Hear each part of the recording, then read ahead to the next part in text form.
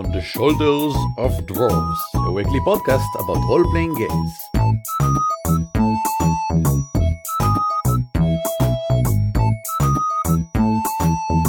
Hello and welcome to another episode of On the Shoulders of Dwarves, a weekly podcast about role-playing games and the gamers who game them. My name is Eran Aviram.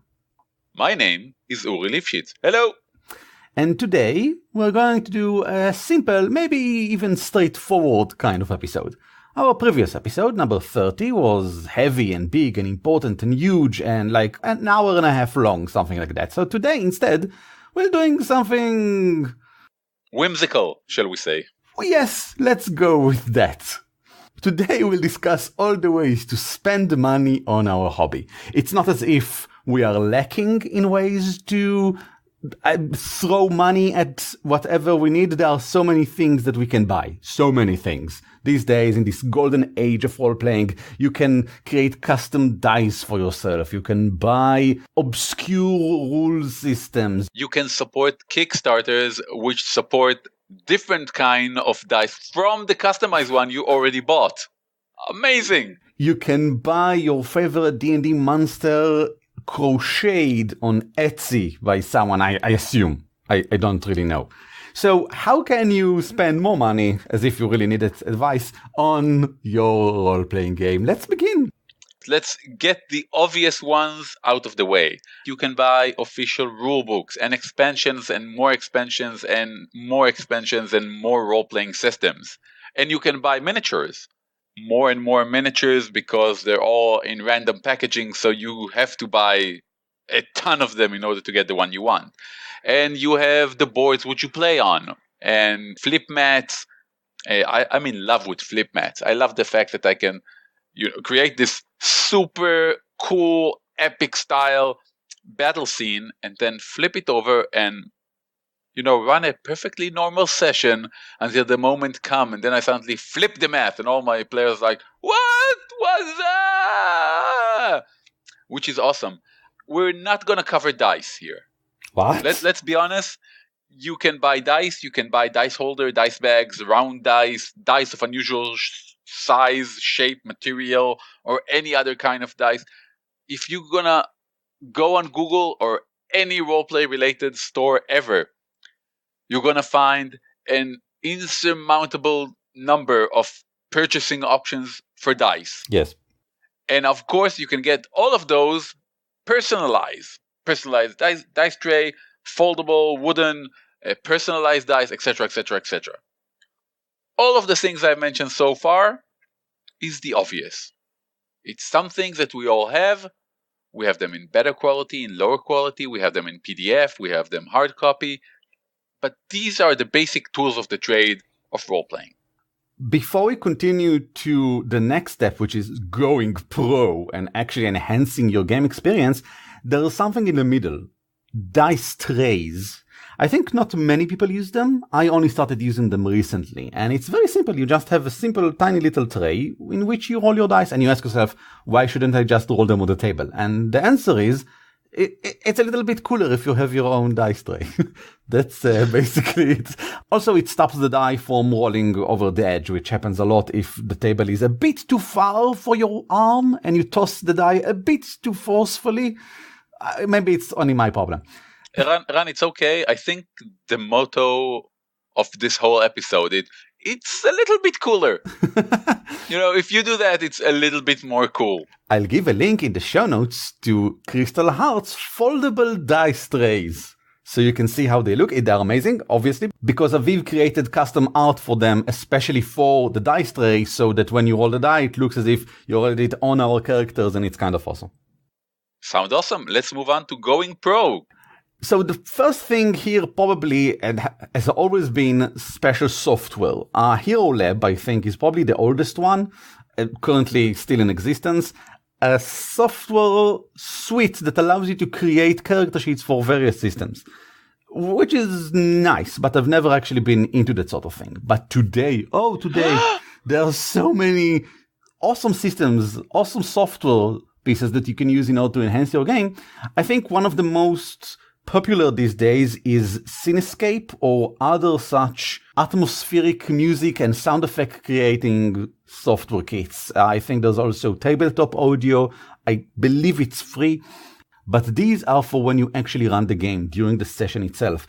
The other side of these are campaign documentation tools like Obsidian Portal or something that I've only recently become aware of, World Anvil, which is kind of like Obsidian Portal on steroids.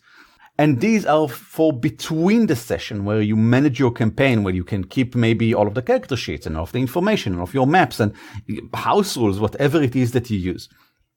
Lately, of course, D&D Beyond has joined this kind of things. I'm not even sure we can call it going pro because I think half of the people in the world these days playing D&D also use D&D Beyond because it's simply that useful. And it's getting amazingly positive reviews, which is surprising because usually when you need a specific software in order to play the game, or it is highly recommended to the point of needing it, the reviews are usually very bad because people don't like it when you tell them, okay, you're going to have to use this tool. You don't have to use D&D Beyond, although I think these days it kind of become an obvious choice for almost anyone. I simply remember so many different takes on this throughout the years. Oh, yes. Of adding an app that's supposed to manage your character sheet or your game or anything. And most of them were disastrously failures. Oh, wow. Okay. How should we? Well, you can tell it very simply because they're not among us anymore. Yes. It's either because they were designed incorrectly and did not give a good user experience, or because they simply did not enhance the gaming experience, but rather hindered it. Yes. Moving on, of course, we can talk about recording your session. We have mentioned this many times. You can either simply place an audio recorder on the table, or use a video camera, special lighting, maybe sound effect coordinated after that when you edit the whole video thing. All the options are there and they're not that expensive nowadays. The most expensive ingredient there is time. I have recording of a 4-year campaign, and one day I'm going to edit that. One day. Sure. Yeah, sure, definitely. Of course. I should note anyone can actually use their own phone these days to record. The phones are pretty good at that. And even a simple tiny USB attachment can allow you to enhance the quality, the microphone quality by a gazillion times, more or less. So maybe you want to try it out. I don't know what you will do with this recording, but you might want to try it out. That actually is a question that came up recently in one of the Facebook groups that I'm in, asking about what's the best way to record your sessions. And I wrote this really long, like 5-paragraph answer, which I should take the time, translate to English, and post on our website. Look for it soon. One final thing in the Going Pro is something I've actually seen several times, not with my own eyes, but on the internet. Quite a lot of people are doing that, using a flat screen TV, placing it on the table, but, horizontally, so you can place miniatures on it. And then they use Roll20 or Fantasy Ground or another virtual tabletop to screen the map onto the flat screen. And then you have the ultimate flip map, the ultimate combat map or whatever. And then you can buy tons and tons of adventures or maps or tokens for your favorite VTT and just use them not with people in other countries, but instead with your friends around the same table. It's amazing that we're almost there. I mean, we're still, if you want to have the map or other information like on your table, you need either a flat screen TV or a projector hanging from the ceiling. And both options, in my opinion, are not mature enough, shall we say? I mean, they're super costly. For me, they're out of my range. They are either super costly, and even if you have the money, you're still going to need to do a lot of hardwiring yourself. It's not, okay, I want to buy the complete set of projecting a D&D map on my gaming table. You can't buy that box, which you open, you plug in, and it's working. But hey, we're getting there, and hopefully soon. I've just recently saw a Kickstarter about to start for a projector, a tiny little projector who knows how to project on the table next to your character the relevant, if for example it's cast a cone of cold, the relevant sign of cone of cold on the map scaled to the character and miniatures. That's the cutest thing I've ever heard. We'll obviously add a link to the show notes if I could find it. If you can find it, yes. Yeah. Sure. Saying I've seen it on the internet is like saying, well, a stranger once told me on a street corner that. Yes. Yeah, same level of credibility. Onward to shiny stuff for your campaign. Now, we're talking about both stuff for you as a player, for the entire group as players, or for entire group as campaign members. So these are stuff that you can buy for your own characters, for all the characters, or for the campaign itself. Let's go with the shiny stuff. Starting off with designing and ordering your own custom miniatures. I don't know anyone who does it except Hero Forge, but they are awesome. Even if you don't order anything from them, just go to their website and play around with their character miniature builder. It's like hours of fun. I've spent hours of my life just, building miniatures for me, for my character, for the other characters. And I think it's an amazing campaign finale gift or campaign beginning gift, because it's a miniature of your character. What custom made? What do you need more? I will tell you what you need more. You need bennies if you play Savage Worlds, or fate points if you play Fate, or whatever. Half of the systems today use some sort of coinage or tokens on the table. So how about you buy some awesome coins or tokens? For my 50 Feathers campaign, which is all about pirates and Yar, etc., I bought some cheap golden, fake golden, obviously, plastic coins, pirate coins to use as tokens, as bennies. And that's awesome. It's really fun. It's really nice. It cost me about £1. You can go, of course, a few steps further and buy actual metal coins. There are several companies that create coins for role-playing games. I would not probably use them as actually treasure around the table, but instead, again, to signify things that are relevant to whatever it is that you're doing. I don't know what you're playing. Neither am I. I don't know what our listeners are playing. I have no idea. I can tell you that I was this close, and I know you can't see my fingers, but they're pretty close to each other. I was this close of ordering metal coins in $800 ones, and my spouse just looked at me and saying, "Oh, are you gonna order $800 worth of metal coins?" And I was like, yeah, you don't understand. They're awesome. They're coins. He said, if you will take those $800 and, just change them into coins, wouldn't you have as many coins as you need? Actually, a lot more. And she did have a point. I have to say, she did have a point, and I did not order all those metal coins. But ordering a few for specific purpose, especially if it's a good something that happens in-game thing, like cursed coins, or you need to get the 30 pieces of silver or something else, like I'm thinking Pirates of the Caribbean, first movie, the one that was still good, definitely go for something like that. And let's move on to purchasing portraits for your characters or for the entire party. Now, in my 3 last major campaigns, I was very fortunate to have an artist as part of the group, so I pretty much have portrait for my characters, for the entire party, etc. And I have to say that in the one party which I didn't have an artist as part of the group, it made me sad that we didn't have a specific portrait for everyone. Art is fun and great, but when you create a portrait for a character and then your character changes in some way, the portrait is no longer relevant. How about instead you commission an art designer to create a custom-made character sheets for your campaign? Are you all playing elves in a D&D 5 game that is all about the Feywilds or whatever? Then create a green character sheet. Well, you can create it yourself, but it's a lot more costly to hire someone to do it for you.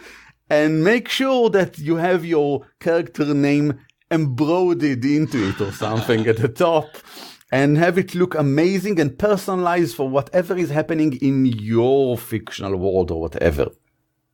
If you don't want to go all that way, because all of this is really costly, you can go to a website like Fiverr, in which everything costs $5, and buy small, simple things that are still very much personalized. Like, for example, theme music for your campaign.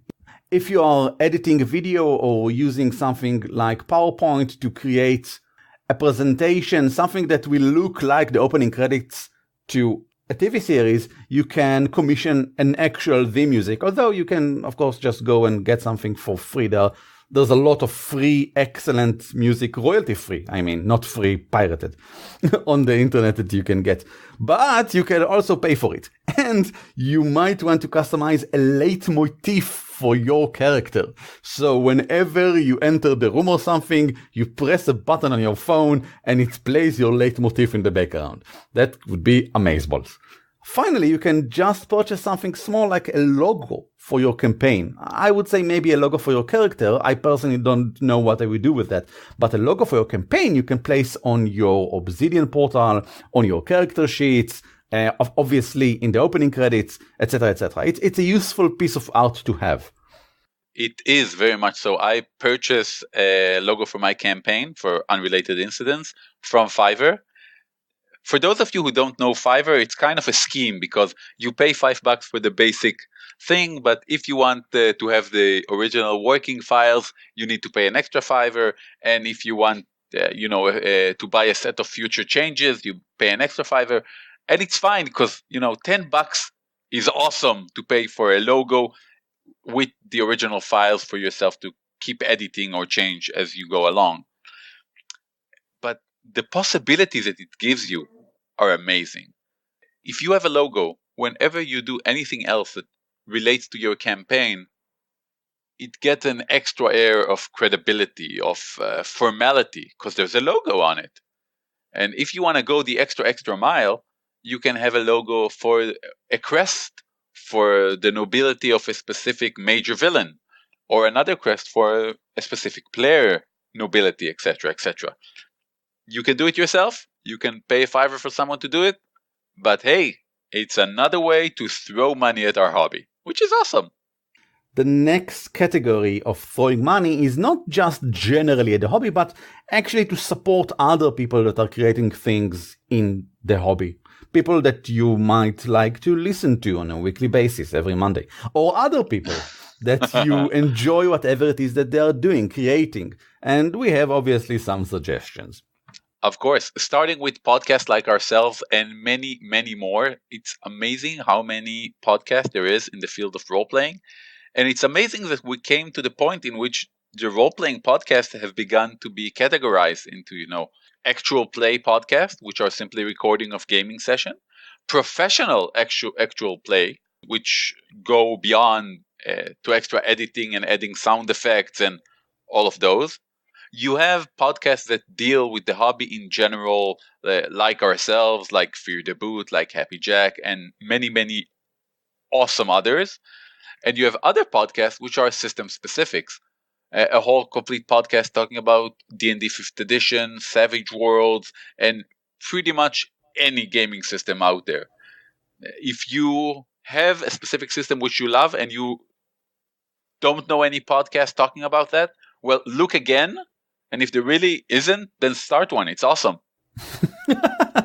Yeah. Well, if you're already talking about stuff like podcasts, which is on a weekly basis, it's an ongoing service, and therefore quite probably using Patreon, like, for example, Patreon/Dwarfcast, you can support other things on Patreon, and some of them are quite unusual. Like, for example, there's this guy that creates paper miniatures, which is kind of like miniatures, but really good looking, and you can print them at home on some thick sort of paper, probably, because it's a lot of ink, and then you can use it, and it's great. I'll give a link in the show notes.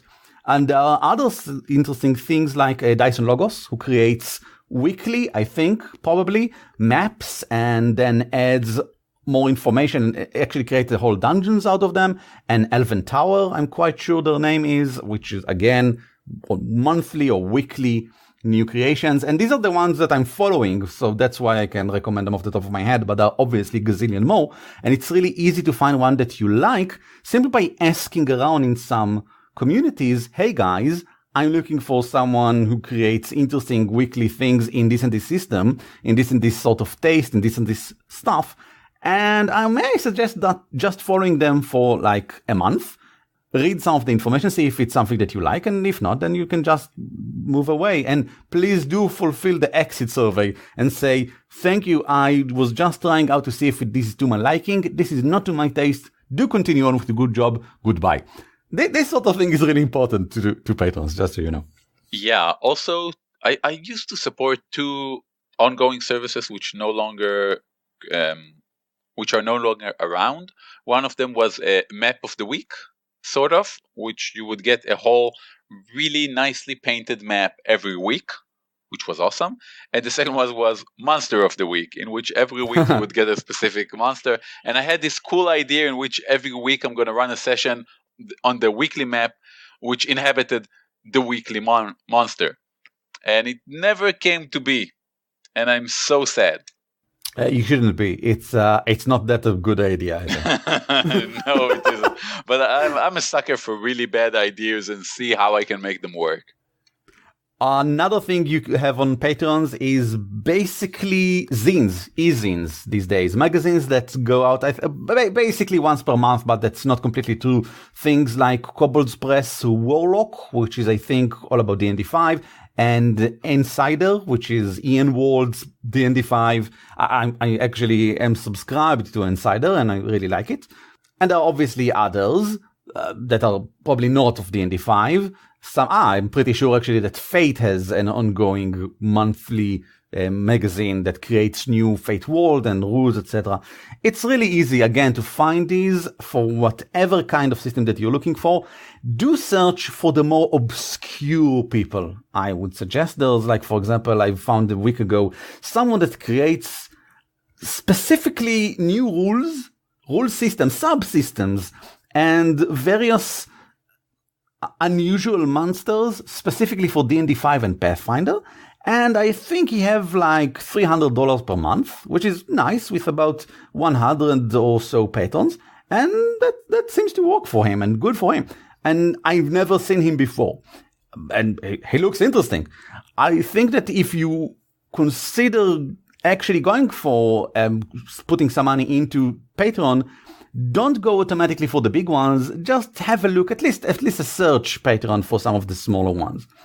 Indeed, you can find amazing hidden gems pretty much on any platform nowadays.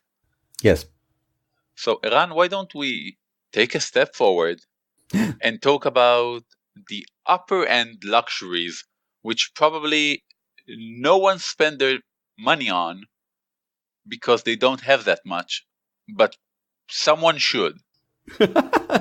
Everything up to now, I could have probably, most of the things to now, ask for somebody to buy me as a birthday gift. But now we're getting into the really insane end of things, like purchasing a gaming table.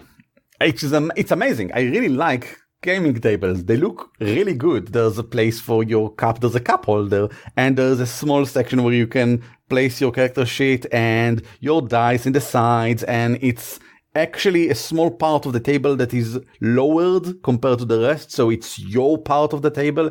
And there's an insane one where there's pneumatic tubes, I'm pretty sure, where you can send messages, write a message and send them around the table to other people.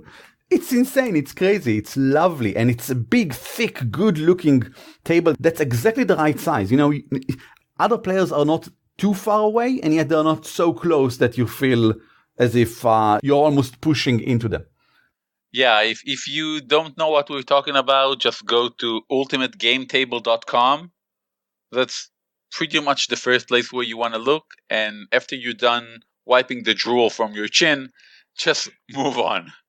I want to plug specifically Carolina Game Tables. I'm assuming they are somewhere around Carolina. It's American. I don't know. And that's because it's managed and probably owned by Jody Black, who is from Pinnacle Press.